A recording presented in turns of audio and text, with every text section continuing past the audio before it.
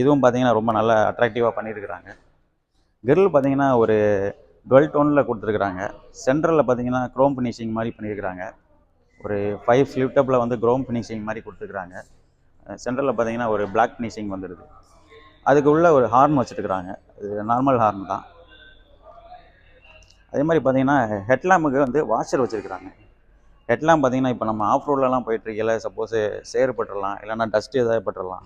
So night வந்து நமக்கு visibility கிடைக்காது. ஸோ ஹெட்லாம்ப் க்ளீன் பண்ணுறதுக்காண்டி இங்கே ஒரு வாஷர் வச்சுருக்குறாங்க. இங்கே பார்த்தீங்கன்னா ஒரு பெரிய ஏர் டம் வந்துடுது. இன்ஜினுக்கு நல்ல ஏர் சர்க்குலேஷன், ரேடியேட்டருக்கு ஏர் சர்க்குலேஷன் கிடைக்கிறதுக்காக ஒரு பெரிய ஏர் டம் ஒன்று வச்சுருக்குறாங்க. இங்கே ஒரு ஸ்கிட் பிளேட் பார்த்தீங்கன்னா ஒரு பிளாக் க்ரோம் ஃபினிஷிங்கில் கொடுத்துருக்குறாங்க. இதில் ஒரு ரக்கடு டிசைன் மாதிரி பண்ணியிருக்காங்க.